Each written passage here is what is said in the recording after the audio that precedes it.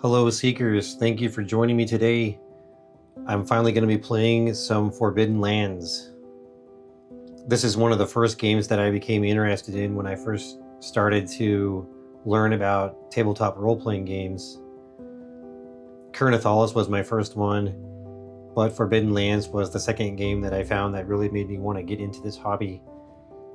And initially I was very excited to play it, but it was just a little bit too much for me when I first started.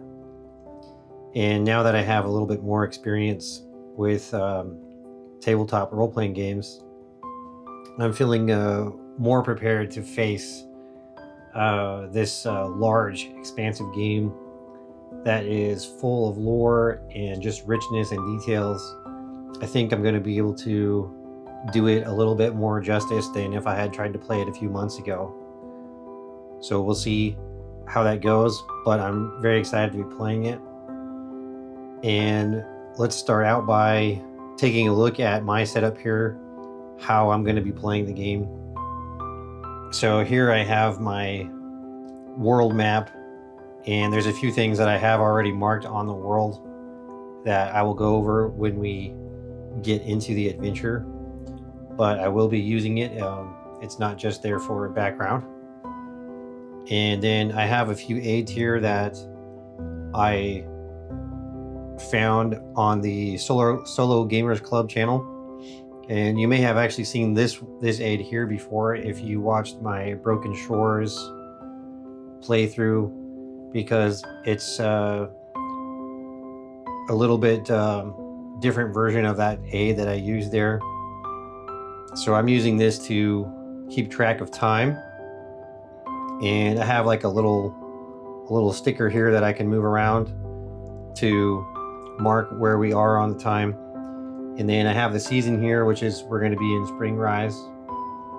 And then I have a little reminder here to check on the calendar daily for food and water. And below, I have got my calendar, and we're going to be starting on the first day of Spring Rise. Each day has a letter for it, like S, M, B, E, G, F, S.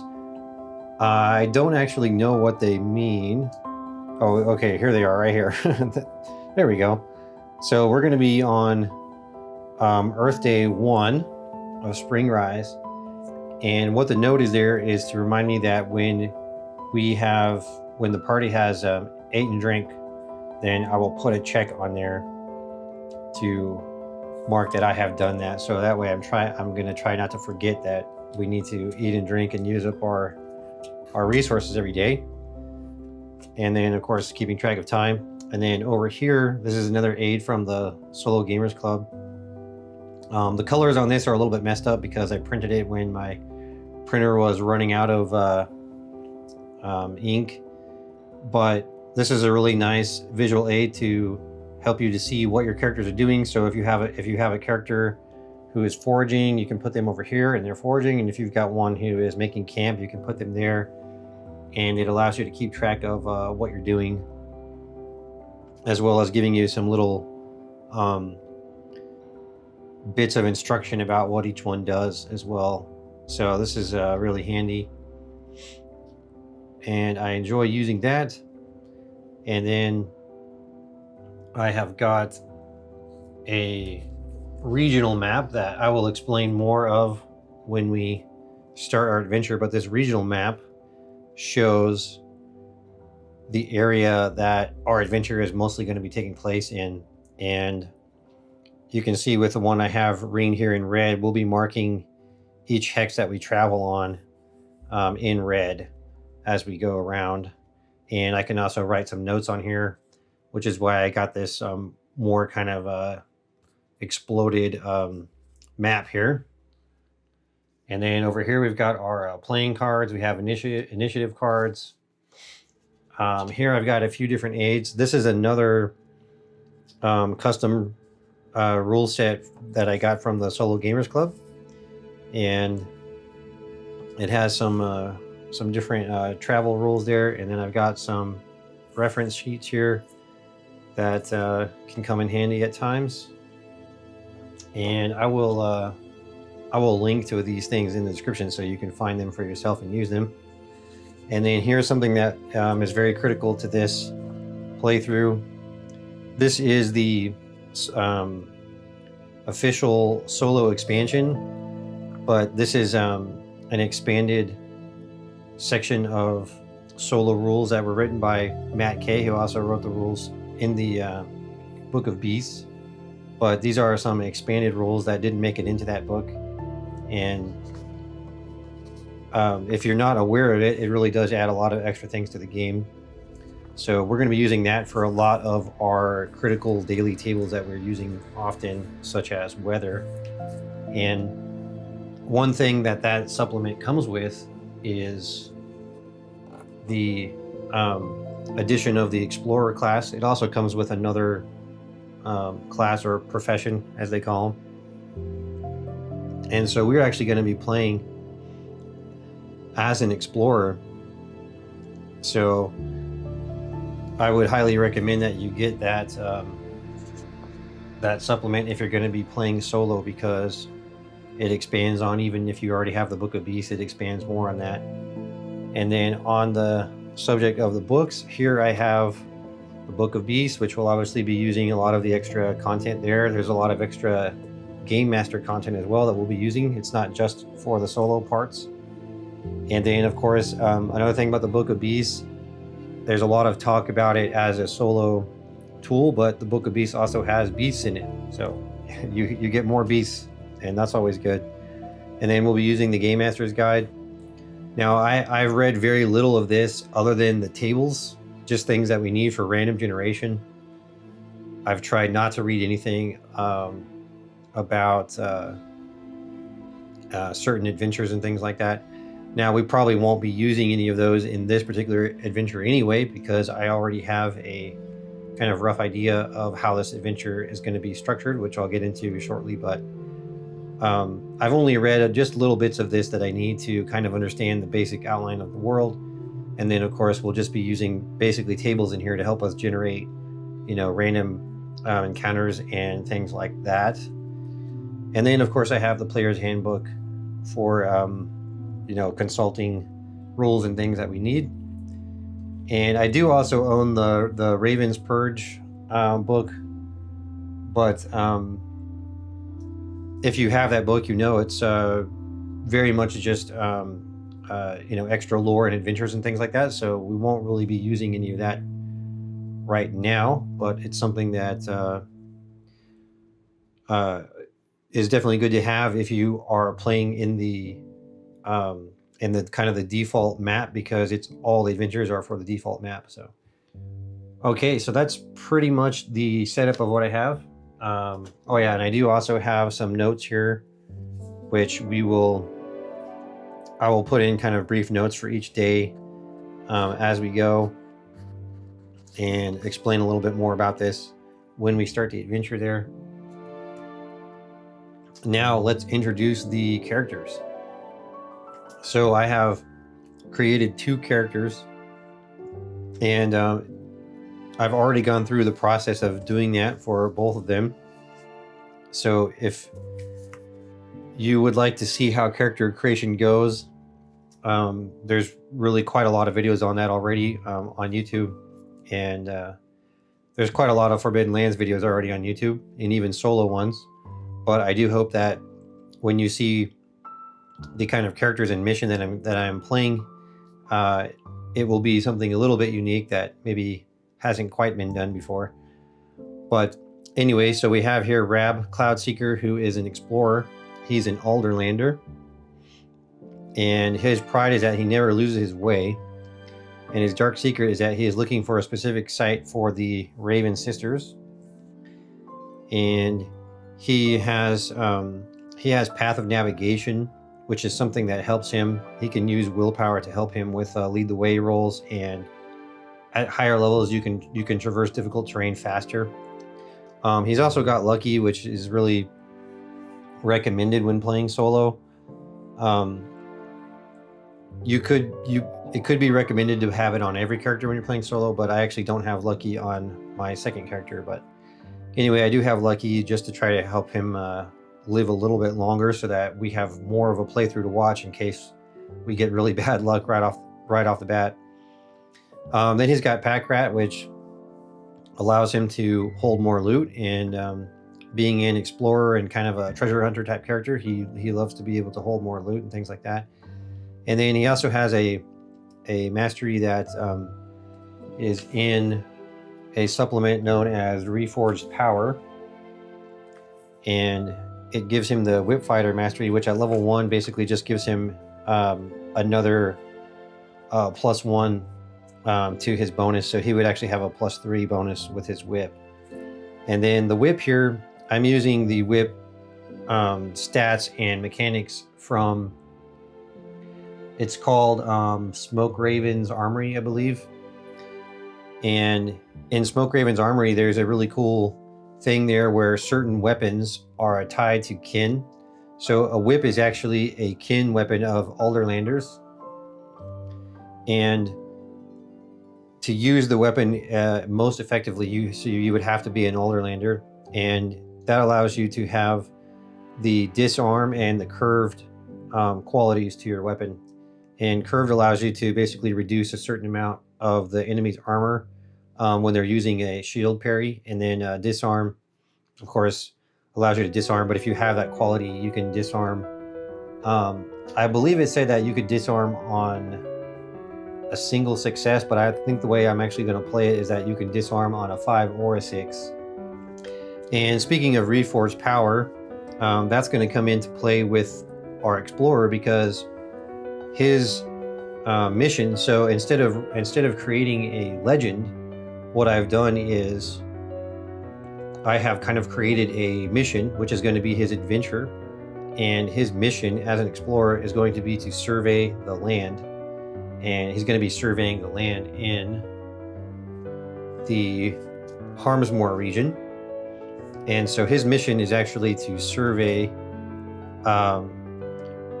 any 5 hexes, successfully survey any 5 hexes in this region between the 2 rivers here. So between the Seister River and the Foolswater River. And after he surveys 5 hexes, then he will have completed the mission.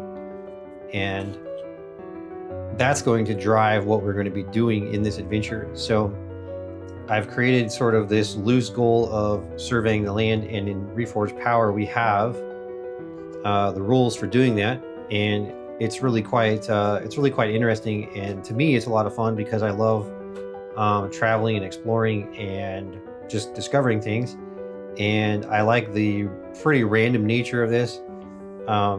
It allows you to have kind of a framework of what you're going to be doing, but there's still a lot of randomness, and it allows for emergent storytelling and emergent gameplay within this structure. So I think it's going to be a lot of fun, and I think it looks really cool.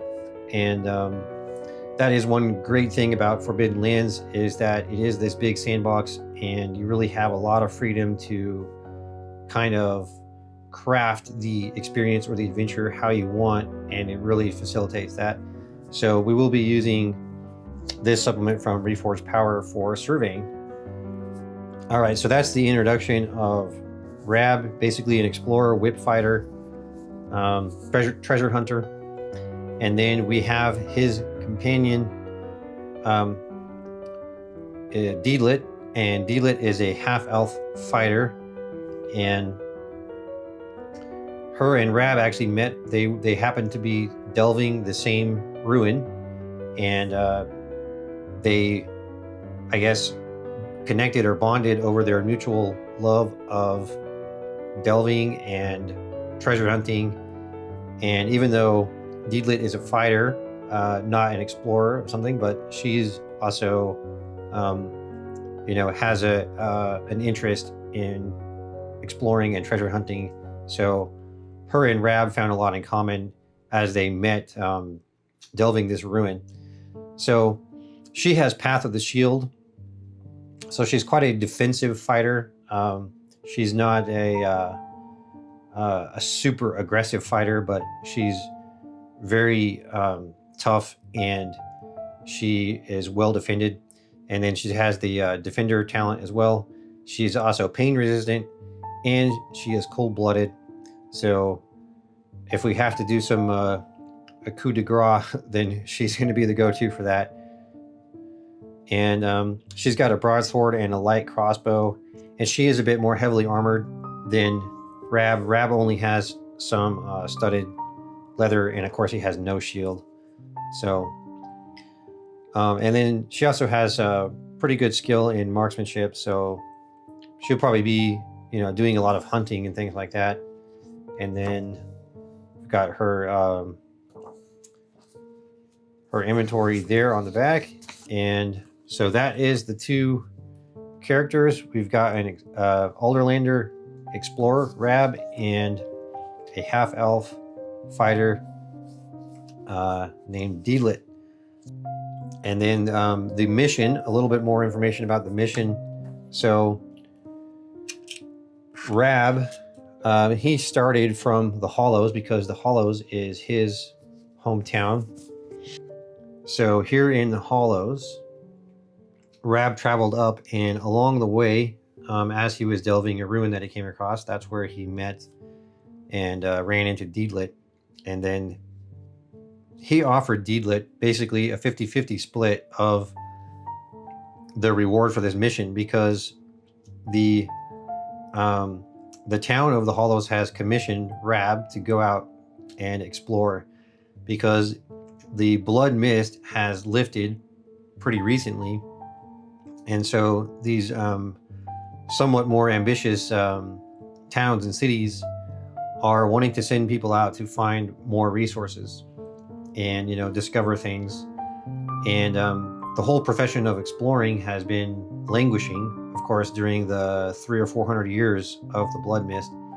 And so Rab, of course, he's ecstatic that the blood mist is gone and he can go out and explore, but he has to really make a name for himself, because no one has really been able to explore for all this time. So even though he loves exploring and he wants to be an explorer, he doesn't have a lot of confidence in his abilities because he hasn't really been able to explore that much. So when he ran into Deedlit, he was very happy to offer her a 50-50 split of the reward for completing the survey. And the basic reward for completing the survey is 5 gold, but there will be bonuses depending on the quality of sites that we find. So if we find, say, a gold mine, for example, there could be a hefty bonus for finding something like a gold mine, or say gold veins, gold deposits. But if the only thing we found was, like, say, some good farmland or something like that, the bonuses could be smaller. But if he can at least, if they can at least complete the survey of 5 hexes between the rivers here, then they will have their reward of 5 gold. So Deedlit decides to join him on that, and they were skirting along the river and along the foothills here, and as they and that was to avoid the tribal orc areas. And as they came along there, they stumbled on a small hamlet, which is actually a village of outcast orcs from all of the various tribes here. So these particular orcs have been outcast, and the name of the village is Dim Spire, and it's a hamlet size. So they say a hamlet is 20 to 100. I just put 20 to 50 because I don't think it's even that big. It was founded during the Blood Mist, and the ruler is a weak trader, so he basically just welcomes trade because they're kind of existing on the fringes of the orcish society, so they really need to trade to survive. And of course, they have a schism with the orc tribes. They're known for their good beer, and they have an inn called the Third Mug. They have a mill, and they have a forester.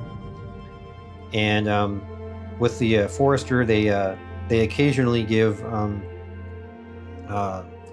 milled lumber and logs and things like that to the ogres who live across the river to the north in the Harmsmoor region, which is where we're going to be going.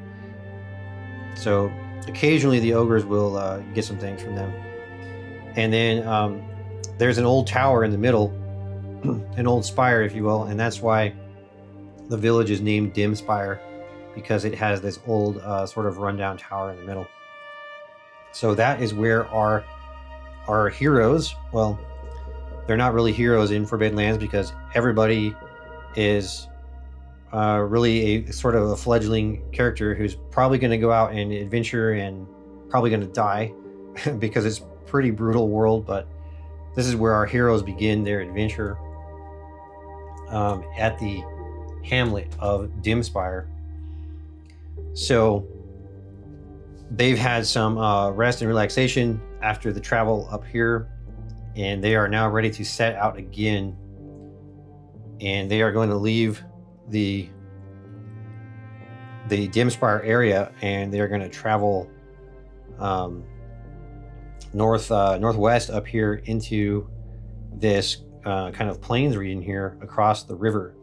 And so we are going to have a river crossing coming up, but before we start the first day, we are going to check our weather. So we are at the morning of day 1. We're going to check our weather. So let's look at our weather rules here. And I believe we're going to be drawing cards. Yep, so we will draw the first card here.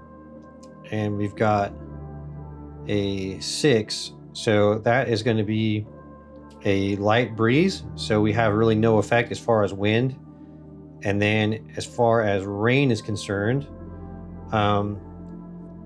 we have got some clubs. So this is going to be a light rain, and we're going to have a -1 to lead the way here. So right now today we have no wind, and we have a -1 for the light rain.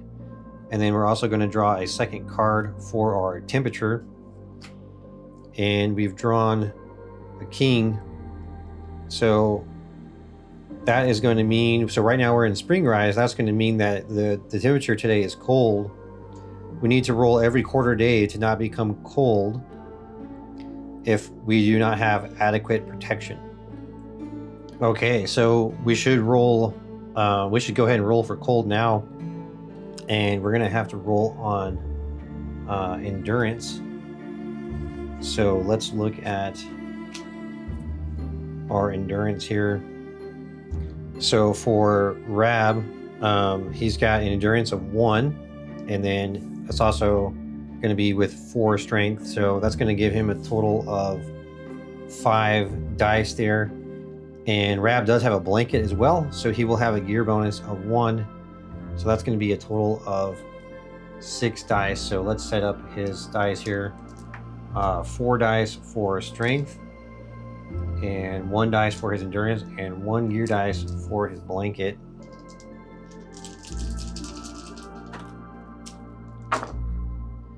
And we have no 1s or 6s, so we can go ahead and push this roll. Might as well push this roll. And we have we've got a Bane there, so we're going to take 1 strength damage right now. And because we have failed our roll, we're actually going to take 2 points of strength damage, and we're also going to take 1 point of wits damage. And now Rab is cold. So let's look at Deedlit. She's going to make her roll here as well. And she has an endurance of 1 and also a strength of 4. So that's going to give her 5 dice. And oh, I've got some old items on there from when I was testing. So she doesn't have anything that's going to modify her dice there. So she's just simply going to be rolling 5. And wow, she's got 3 6s. So she didn't have any problem at all. And Deedlit is not going to be cold. She's not afraid of the cold. Rab, on the other hand, didn't do so well, and it's a tough day for him already. Okay, so we've dealt with this rainy, cold weather, and we're now going to have Rab lead the way, and then we'll have Deedlit keep watch. So Rab, for lead the way, he's going to have wits of 4. So we'll set up 4 attribute dice there, and then he's got survival of 3, so we're going to set up 3 skill dice, and we'll roll for lead the way. And he's got 2 6s there, so no worries there. He's going to be able to lead the way. And before we can cross into this next hex, we are going to have to ford the river, because there is a river right here as we move across to the northwest. So let's look at our custom rules here for the river. And it says that rivers can easily be crossed by use of a bridge or a ford. Villages that abut a river are often situated at natural fords, and some of the larger communities have constructed bridges. However, crossing rivers in the wild can be an uncertain affair, especially during times of high water or heavy winds. So we do not have heavy winds today, so we're lucky on that, and we do not have heavy rain. And I believe we do not have a storm. We just have light rain. So to cross that, we're going to have to see if we have a ford, and we're going to check the oracle. So that's going to be in our Book of Beasts. We can check the oracle in there in our solo rules. So let's look at the oracle. We're going to need to draw a card, and we've drawn a 7, and this is a red suit. So a 7 red suit is yes, and so that means that a 10 would be the highest yes in this category. So we found a pretty good forge here, or forge. I don't know why I keep saying forge, but ford. We found a pretty decent quality ford.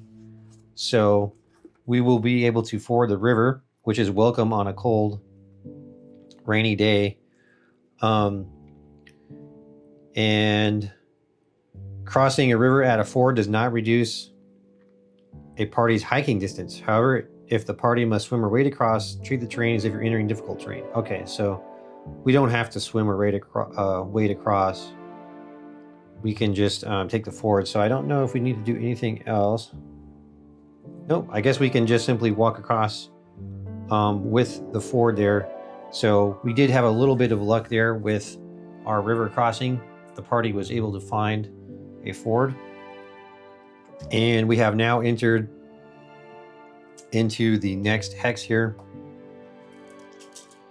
And we'll go ahead and outline that and put an X there to keep track of the X being the current hex that we are in. And so now when we enter a new hex, we need to check for an encounter. So when we're entering a new hex, we're going to use the table below and see what we get here. So let's shuffle up the cards really quick. And this table is really nice because it has a lot of variety on it. If you use the table in the Game Master's book, there's not quite as much variety of events that can happen. And if you use the table in the Book of Beasts, there is more variety that can happen, but this table in the expanded solo rules has an even larger variety of things that can happen. So I like that. I like that it's even more random. and it kind of keeps you guessing what you're going to get, and you don't get a repeat of events all that much. So we have drawn a queen, so that's going to be a face card. This is going to be a general encounter, so we're going to consult the general encounter chart on Book of Beasts 170. So let's go to 170 in Book of Beasts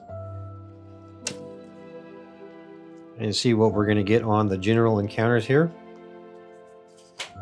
And that is going to be a 5 of spades, and a 5 of spades will be no encounter. So nothing super exciting happened, but also we didn't have anything really bad happen, so that is also a good thing. So Rab and Deedlit have crossed the river, they've crossed into the hex, they've checked for an encounter, and there is no encounter. And we also need to advance by a quarter day because of the travel time. And now that we're in this hex, we can think about what we want to do. Now, this is an area that we could survey, and we are here in this, this would be a plains region. So if we wanted to survey, we could probably do that now. And maybe we could have Deedlit, maybe she could do some hunting, and then we're going to have Rab do some surveying. So surveying uses the scouting, so I'm just going to move it over to here.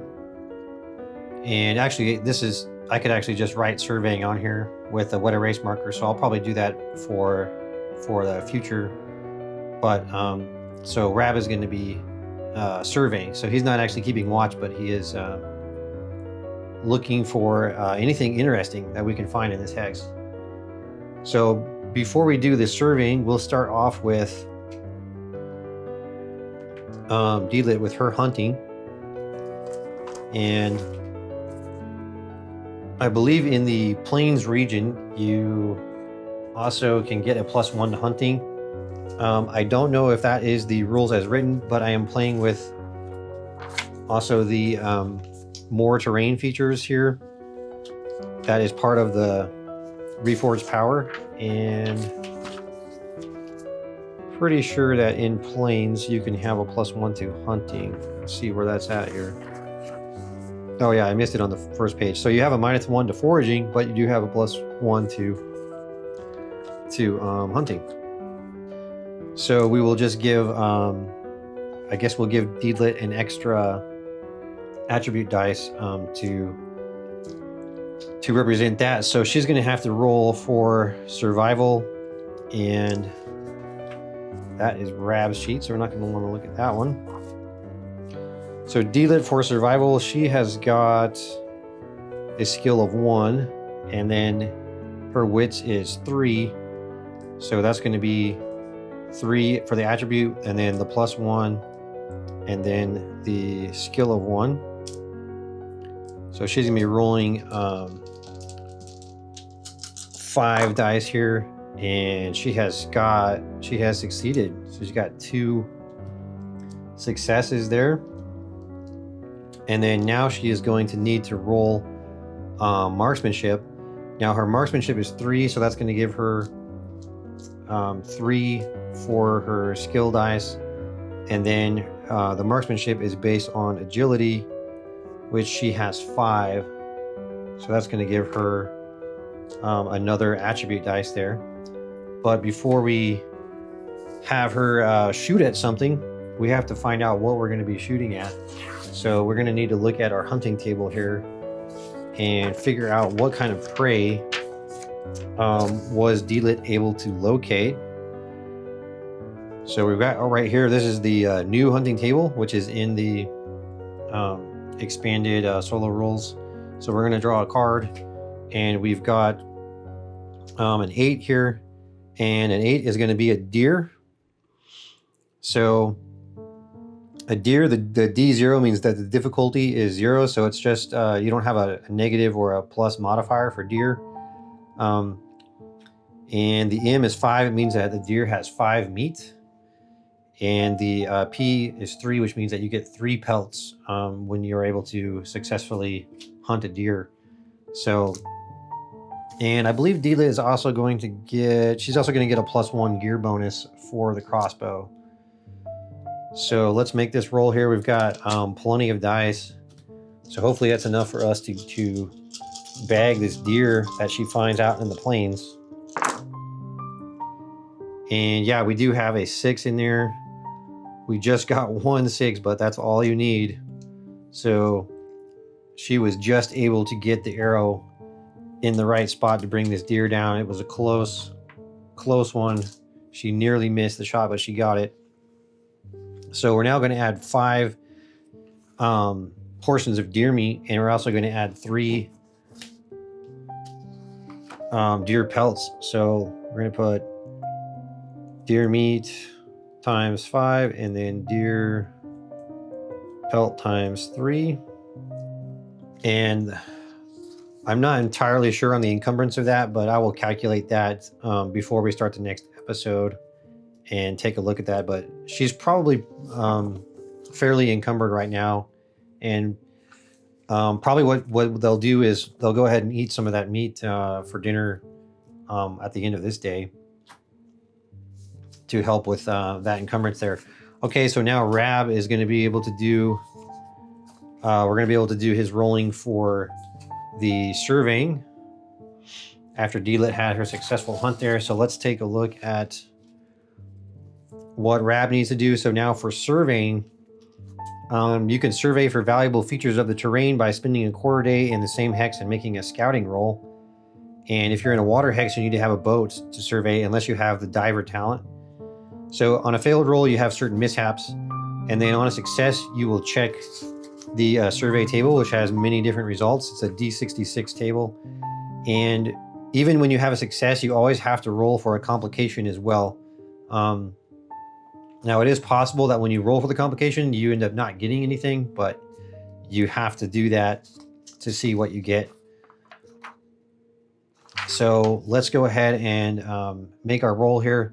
So Rab is going to be rolling for scouting. So let's see if he can make a successful scouting roll. So his scouting, he's got a scouting of 3, so that's going to give him 3 skill dice, and then that's based on wits, which is 4. So he has 7 dice here, and yep, he does. He's got 2 successes, so he did really well there. And then now we're going to need to roll on the D66 table for the survey. So we'll have the ones place will be the attribute die, the white die, and that's going to be a 53. So let's look at 53. What is 53? So 53, if you're in a land hex, there's a lot of tougher animals in the region. You can gain a +1 modifier to any hunting results. Treat a 7 as if you found elk, crocodiles, bear, or other big game animals. And it's your choice as long as it can be common to the region. And it yields minus 2d6 more meat and pelt. Oh, okay. It yields 2d6 more meat and pelt. Okay, so if the land did normally not allow hunting, you can now hunt here at a -2 penalty. So basically, we found a nice hunting ground that has big game animals, and just a really abundant area for hunting. So let's note that on our map here. So we surveyed, we got the survey done, and it's kind of a prime hunting ground. The animals like this place, so if you want to go hunting, it's a good place. All right, so we completed our first successful survey there, and then we would need to check for a we would need to check for a general encounter here, because the way I'm playing is that if you have not actually had an encounter, so if you didn't say have, you know, an encounter with NPCs or an encounter with, you know, monsters or something of that nature, then you keep checking every quarter day for a general encounter. That's assuming that you're staying in the same hex. But if you are entering into the new hex, then of course you'll roll on the different table there that we rolled on for the new hex. So let's check for a general encounter, and that's going to be on the Book of Beasts 170 again. So we'll see if we have a general encounter here. We'll draw our card, and this is going to be a 3 of diamonds, and that is going to be no encounter. So pretty peaceful in this nice plains area, this big game hunting ground. So that's going to advance to the next, over into evening, and that's going to complete the first episode of our Explorer Survey series. So I hope that you are enjoying this episode. And I also want to give a couple of shout outs to the Solo Gamers Club. His Forbidden Lands, he did a short series on Forbidden Lands, and it was really inspiring to me. And also, as you can see, I'm using his aids, and they're super useful. I like them a lot, and I hope that he will continue his series at some point. And then also to Orange's RPG, his series on Forbidden Lands was a lot of fun, and I really enjoyed watching it. And I hope that maybe this will help to call him back from the abyss and create some more episodes for his series. And also to, I'm probably going to say the name totally wrong, but Caverna Dulekis. Sorry, I'm sure that name was, I said it so wrong, but his Forbidden Land series was also really inspiring to me, to help me to get into this game. So shout out to you guys, and thank you all very much for inspiring me to play this great game. And yeah, I hope everyone has enjoyed the first episode. I will see you in episode 2. Take care.